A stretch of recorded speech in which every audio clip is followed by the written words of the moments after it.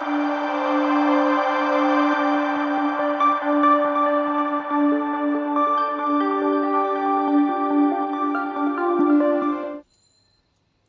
there, my name is Payal Narayani and welcome to this video series.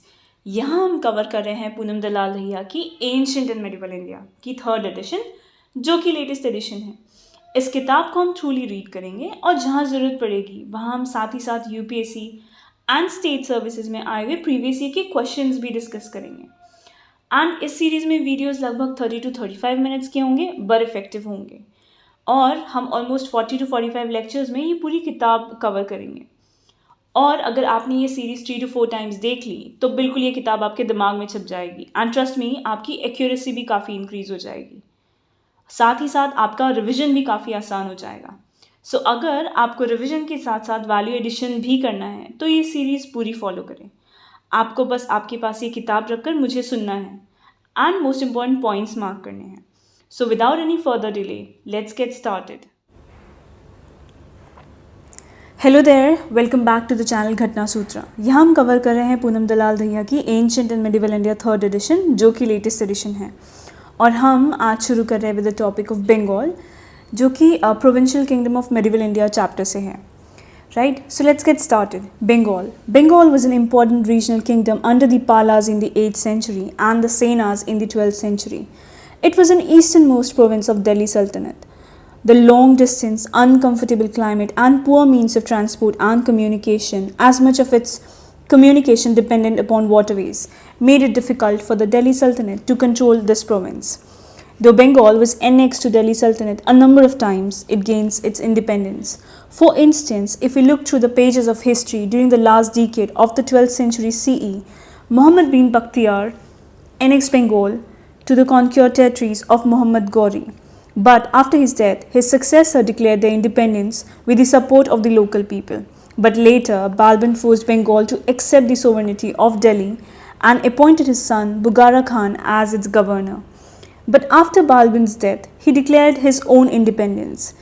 Ghiyasuddin Tughlaq tried to solve this problem by partitioning Bengal into 3 independent administrative divisions: Lucknauti, Sadgaon and Sonargaon. However, the problem remained as such.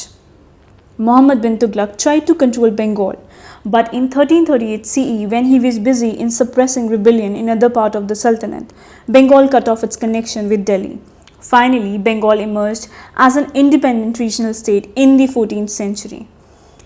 In 1342 CE, one of the nobles, Haji Ilyas Khan, united Bengal and became its ruler and laid the foundation of Ilyas Shah dynasty. The Bengal Sultanate, which ruled for around 125 years, though in phases, established by Ilyas Shah, emerged as one of the leading diplomatic, economic and military power in the subcontinent. Ilyas Shah and his successor embraced Indo-Aryanization and adapted themselves to Bengali culture and society. The kingdom was a melting pot for migrants from across the Muslim world and played a key role in the development of Bengali Muslim society. Pandua and Gaur, the capital of Bengal, were adorned with magnificent buildings. While Persian was the language of administration and Bengali developed as a regional language, the celebrated poet Maladhar Basu, compiler of Sri Krishna Vijaya. So हम जब भी किसी author के बारे में बात करें, make sure आप उस ऑथर के वर्क को भी हाईलाइट करें, ठीक है, क्योंकि इसके ऊपर कई बार मैच द पेयर्स आ जाते हैं, या एट टाइम्स अगर आप टाइमलाइन की बात कर रहे हो तो क्रोनोलॉजिकल ऑर्डर में अरेंज करने के भी सवाल आते हैं, ठीक है। सो आप राइटर्स या ऑथर्स और उनके वर्क को भी हाईलाइट करेंगे, ठीक है। Was patronized by the Sultanate and was granted the title of Gan Raja Khan. His son was honored with the title of Satya Raja Khan. Later, another prominent Hussain Shahi dynasty came to fore, and after a brief period of 44 years, Bengal came under the authority of Sher Shah Suri, one of the most able rulers, who even ousted the Mughal ruler Humayun from Delhi. Haji Shamsuddin Ilyas Khan, 1342 to 1357 CE, founder of Ilyas Shah dynasty. So हम जब भी किसी ruler के बारे में बात करेंगे या किसी डायनेस्टी के बारे में बात करेंगे, we must remember the name of the rule of that dynasty, जिन्होंने वो डायनेस्टी फाउंड करी है, ठीक है. And highlight the name of the founder of that specific dynasty. His most important excuse me, his most important legacy is that he unified the independent kingdom of Bengal. He extended the dominion in the west from Tirath to Champaran and Gorakhpur and finally to Banaras. This brought him in conflict with Firoz Shah Tughlaq, and to counter his increasing influence, Firoz Shah Tughlaq took Champaran and Gorakhpur and occupied the Bengali capital Pandua and forced Ilyas to seek shelter in the strong fort of Ekdal. Ilyas Shah thus had to sign a treaty with Firoz Shah Tughlaq. According to this treaty, River Kosi was accepted as the boundary line between the two kingdoms. With establishment of friendly relations now with Delhi, Ilyas Shah was enabled to extend his control over the kingdom of Kamrupa, modern Assam. He tried to annex Bengal and raided Orissa and Tirath and forced them to pay tribute. His campaigns were thus considered world conquering in the context of medieval Bengal, and Ilyas Shah had been described as the Bengali equivalent of Alexander or Napoleon. He was a popular ruler and organized an inclusive and pluralistic administration. It is said that when Firoz Shah Tughlaq was at Pandua, he tried to win over the inhabitants of the city to his side by giving liberal grants of land to the nobles, the clergy and other deserving people. But due to immense popularity of Ilyas Shah, Firoz Shah could not succeed. Haji Ilyas died in 1357 CE and his son Sikandar succeeded the throne. During his reign too, Firoz Shah Tughlaq again tried to annex Bengal, but Sikandar followed the tactic of his father and retreated to Ekdala. Firoz once again failed and had to retreat. After this, Bengal was left alone for about 200 years and was not invaded again till 1538 CE, after the Mughals had established their power at Delhi. Ghiyasuddin Azam, 1390 to 1411 CE, one of the important rulers of Ilyas Shah dynasty, who was known for his love for justice. It is said that once he accidentally killed a son of a widow who filed a complaint with the Qazi. The Sultan, when summoned to the court, humbly appeared and paid fine imposed by the Qazi. At the time of the trial, Azam told the Qazi that had he not discharged his duties honestly, he would have had him beheaded. Azam was a learned man and had a close relation with the famous learned men of his times, including the famous Persian poet Hafiz of Shiraz. He also maintained cordial relation with China, and prosperous trading relationship existed between Bengal and China during his reign. The port of Chitgaon was an important trading center. He also sent and received Chinese envy, and on request from the king of China, Azam also sent Buddhist monk to China. There was a brief spell of Hindu ruler under Raja Ganesha, 1414 to 1435 CE, but later the rule of Ilyas Shah dynasty was restored by Nasruddin Muhammad Shah and his successor, 1435 to 1487 CE. However, for a short period of 7 years, the Habash came to rule over Bengal, 1487 to 1494 CE, who were then overthrown by Alauddin Hassan Shah. He later proved to be one of the most remarkable rulers of Bengal. Alauddin Hussain Shah, 1494 to 1519 CE, founder of Hussain Shahi dynasty. So, who founded Hussain Shahi dynasty? Alauddin Hussain Shah. So, highlight the name of the founder of this dynasty. ठीक है? 1494 to 1538 CE. He is considered as the greatest of all of the Sultan of Bengal, as under him not only did Bengal's frontier expanded, but he also brought cultural renaissance in Bengal, and the Bengali language enriched a lot. He conquered Kamrupa, Kamata, Jajnagar and Orissa, and extended the Sultanate all the way to the port of Chitgaon, which witnessed the arrival of first Portuguese merchants. He was very efficient, liberal, and gave high administrative posts to Hindus. For instance, his wazir, chief physician, chief bodyguard, master of mints were all talented Hindus. He also paid great respect to the Vaishnavite saint Chaitanya. Even his private secretary, Sanatan, was a very celebrated pious Vaishnava, as was his brother Rupa. He came into conflict with Sikandar Lodi and had to make peace with him. On the death in 1518 CE, his son Nasib Khan extended the throne under the title of Nasir-ud-Din Nusrat Shah. Nasruddin Nusrat Shah, 1518 to 1533 CE. He married Ibrahim Lodi's daughter and gave refuge to the Afghan lords. During the invasion of Babur, however, he remained neutral. Later, Nusrat Shah made a treaty with Babur and saved Bengal from the Mughal invasion. He continued his father's expansionist policy, adding more territories to his sultanate early on in his reign. But after 1526 CE, he had to contend with the Mughal ascendancy and also suffered a reversal at the hands of the Ahom kingdom. He was succeeded by his son Alauddin Firoz Shah, under whose reign the Bengal army entered Assam and reached Kalaibor, but he was assassinated by his uncle Ghiasuddin Muhammad Shah. Ghiasuddin Muhammad Shah, 1533 to 1538 CE, the last sultan of the Hussain Shahi dynasty, who ruled from Sonargaon and was a weak, pleasure-loving and easygoing ruler, who according to many historians neither had diplomatic foresight nor any practical approach to the political problems which beset Bengal during his reign. His reign was marked by rebellion, including those of Khuda Bakhsh Khan, his general and governor of the Chittagaon area, and Makhadum Alam, the governor of Hajipur. During his reign, in 1534 CE, the Portuguese who had earlier arrived in Chittagaon were captured and sent to Gaur as prisoners on charge of misbehavior. But even at the position of superiority, he reconciled with them and permitted them to establish factories at Chittagaon and Hooghly. Ghiasuddin and his Portuguese allies were defeated by Sher Shah Suri and his Afghans in 1538 CE, as his appeal to Mughal Emperor Humayun went unanswered. Bengal was thus annexed by Sher Shah Suri, who established the Sur Empire. Later, in 1586 CE, Akbar conquered Bengal and made it into a Suba province. The establishment of Mughal control over Bengal coincides with the rise of agrarian settlement in the forested and marshy area of southeastern Bengal. Soon after, with the spread of rice cultivation, this area became heavily populated with the local communities of fisherfolks and peasants. The Mughal established their capital in the heart of the eastern delta at Dhaka, where officials and functionaries were granted land grants and they settled there. Assam.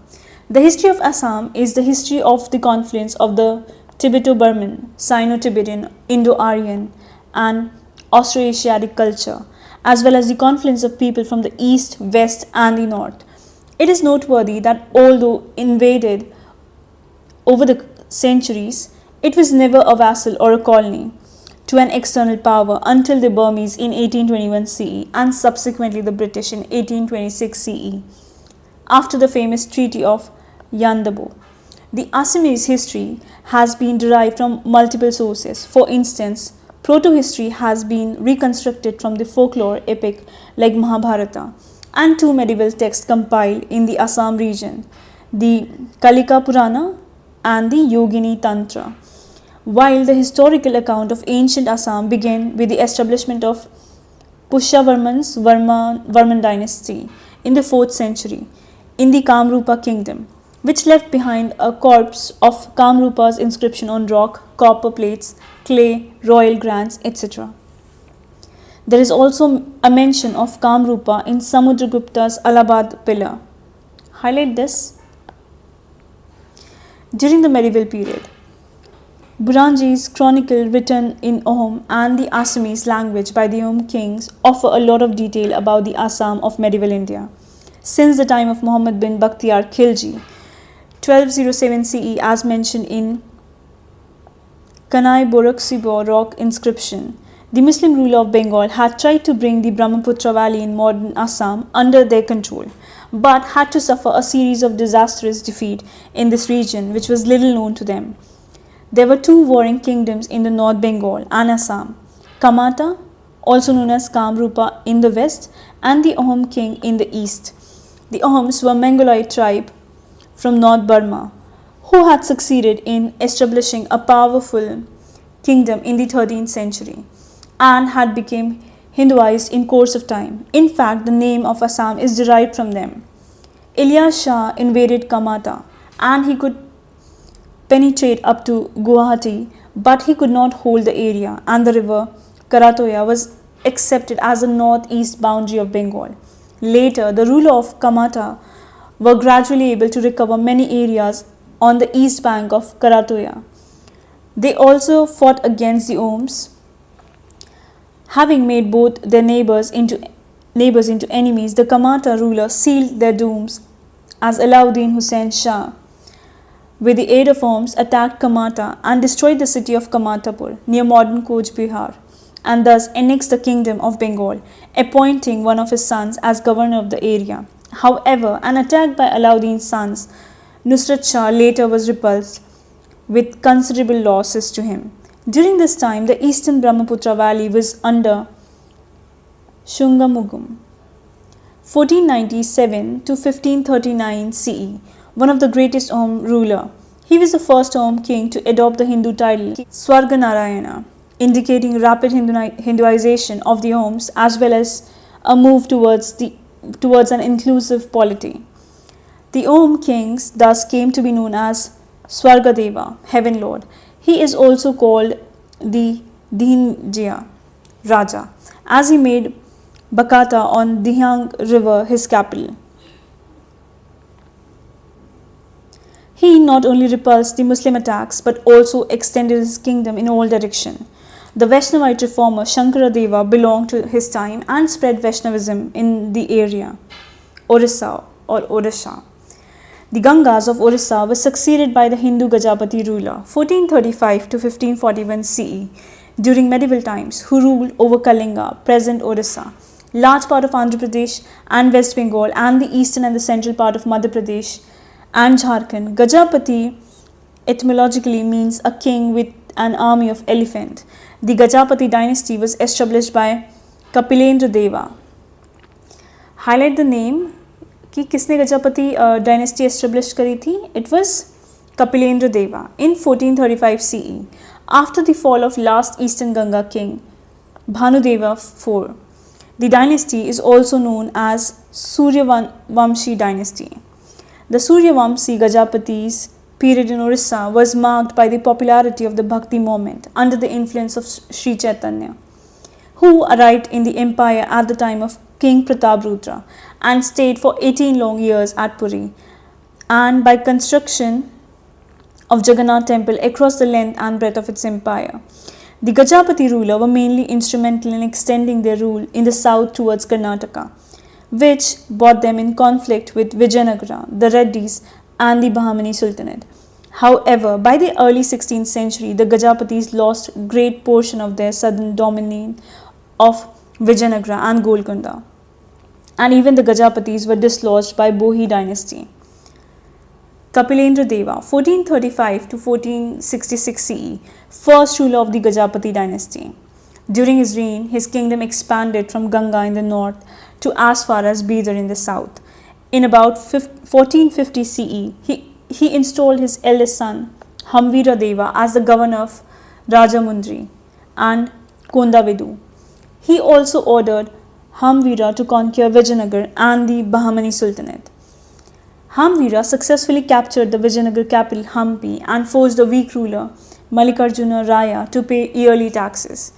In 1460 CE, Hamvira Deva's commander Tamavupala conquered the southern state of Udaygiri, Nellore district, and Chandragiri. The rock edict of Srirangam temple near Trichinpalli indicates that Hamvira Deva captured as far as Trichinpalli, Tanjore and Arcot in south, and in 1464 CE assumed the title of Dakshina Kapileshwara. Kapilendra Deva patronized Vaishnavism, expanded the Jagannath temple at Puri, and constructed the Shivite temple of Kapileshwara in Bhuvaneshwar. He was a great patron of Vedic culture and himself wrote a Sanskrit play called Parshuram Vijaya. So who wrote Parshuram Vijaya? It was the ruler Kapilendra Deva. It was during his reign that Odia language was officially used as an administrative language, and the famous Odia poet Sarla Das wrote Odia Mahabharata. Purushottam Deva, 1466 to 1497 CE. After the death of Kapilendra Deva, the succession war started among his sons, and Purushottam Deva succeeded in securing the throne in 1484 CE by defeating Hamvira Deva. But during this period, significant southern part of the empire were lost to Sulva Narsimha, the ruler of Vijayanagara. However, by the time of his death, he managed to recover some of these territories. Pratap Rudra Deva, 1497 to 1540 CE, son of Purushottam Deva, during whose reign Alauddin Hussain Shah of Bengal attacked twice. In the later campaign, 1508 CE, the Bengal army marched up to Puri. In 1512 CE, Krishna Deva Raya of Vijayanagara Empire invaded Kalinga and defeated the forces of Gajapati kingdom. And in 1522 CE, Kuli Qutub Shah of Golconda outs the Odia army from the Krishna-Godavari track. Pratap Rudra was highly influenced by the work of Chaitanya, and he gave up the military tradition as he retired himself into the life of ascetic, leaving the future of the empire uncertain. Later, in 1541 CE, Pratap Rudra Deva's minister Govinda Vidyadhar rebelled against his weak successor, and after murdering the two sons of Pratap Rudra Deva, he established Bohi dynasty. The Bohi dynasty was short-lived, and during this period the kingdom came into conflict with neighbouring kingdoms and reeled under civil wars. Later, history repeated itself as Mukunda Deva, a minister of Bohi dynasty, came to throne in 1559 CE in the bloody coup. After assassinating the last two Bohi kings and declaring himself the ruler of Odisha, Mukunda Deva is considered the last independent ruler of Odisha, as the region saw a steady decline afterwards. In 1568 CE, Odisha came under the control of Suleiman Khan Karani of Karani dynasty, who was the ruler of Sultanate of Bengal. The year of 1568 CE is important in the history of Odisha, as Odisha never emerged as an independent kingdom again.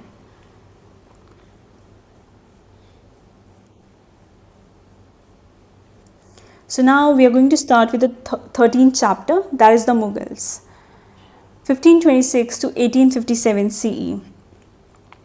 The Mughal Empire was founded by Babur, a Central Asian ruler who claimed lineage from Timur, the founder of Timuride Empire, on his father's side, and from Chagti, the second son of Mongol ruler Chengiz Khan, on his mother's side. It is noteworthy to add that due to the lineage of Timur, the Mughals also referred as Timurides. In 1494 CE, Babur, as the meagre age of 12, extended the throne at Fargana, a small principality in Transoxania. After the death of his father, the situation in Central Asia was not stable, and Babur lost both Fargana and Samarkand to the Uzbeks.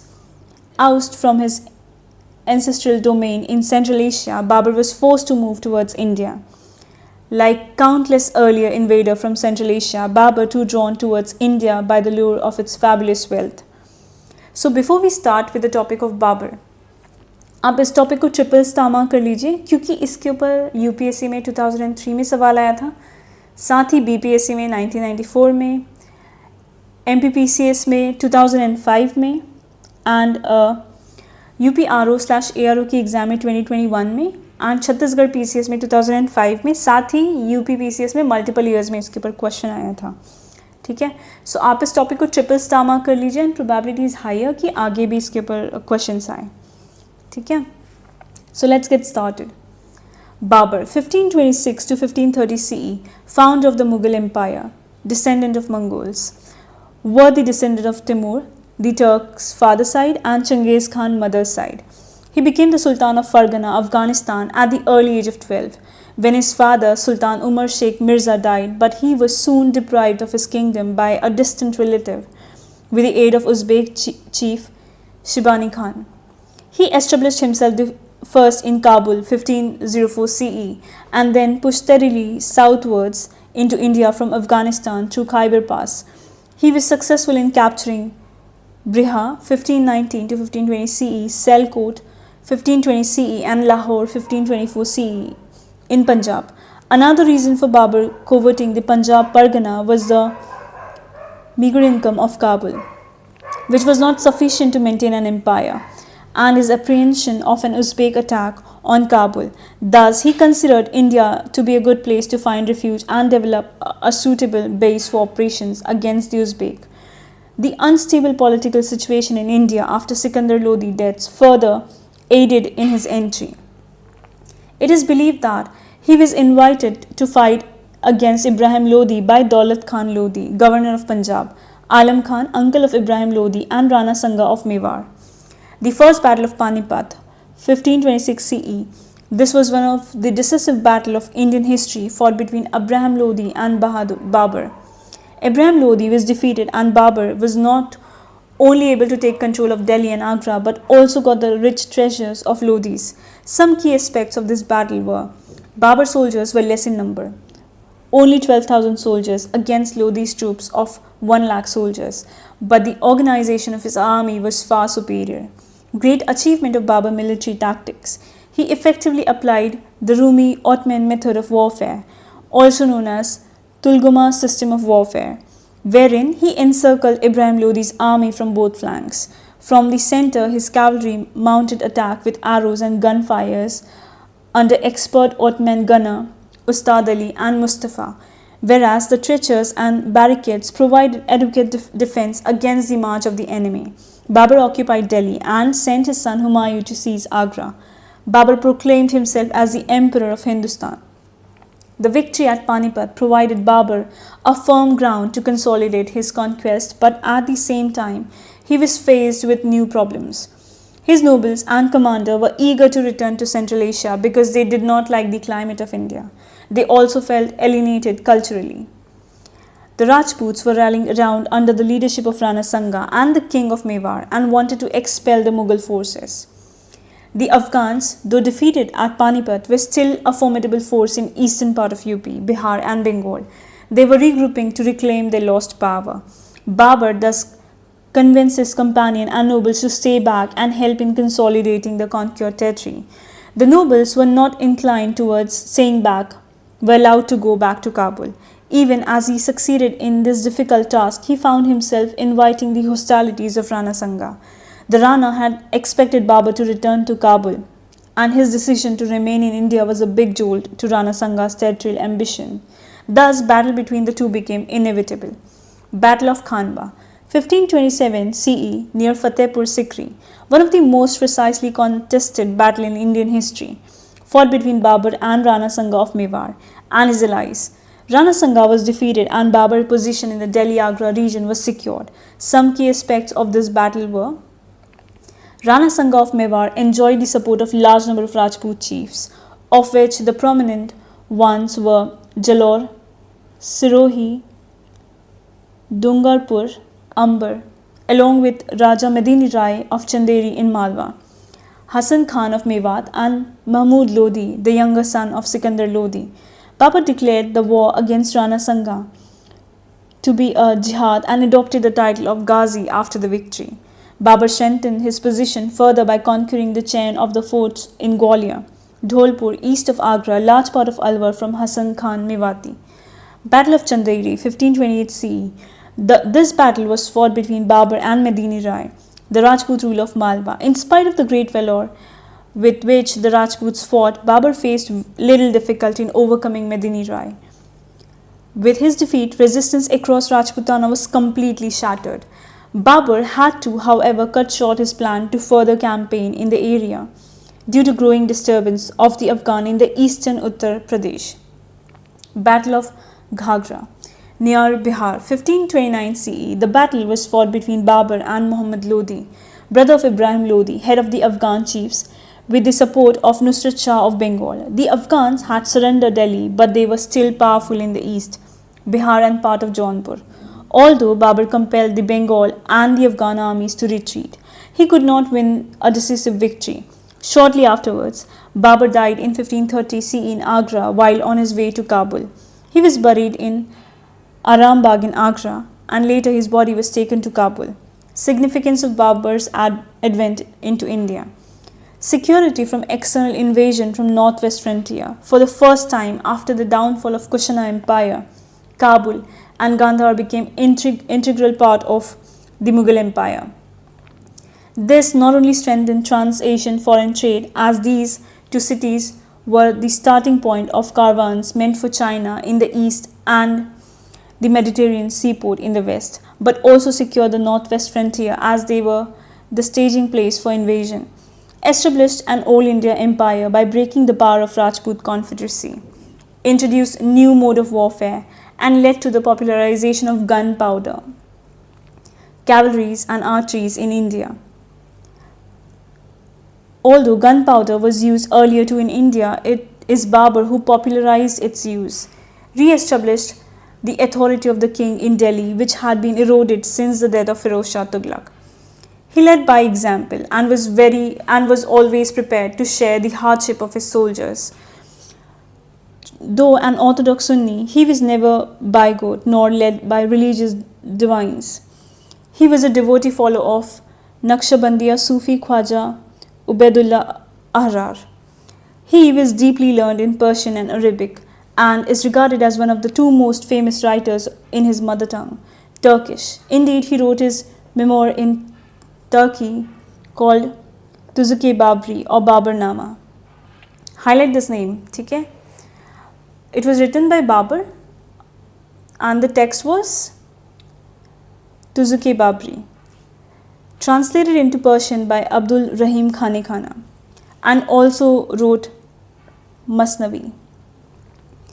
He was a keen lover and observer of nature and had described the flora and fauna of India in considerable detail, introduced char bags and symmetrically laid out gardens and running water and fountains, built two mosques, one at Panipat and other at Sambat in Rohilkhand.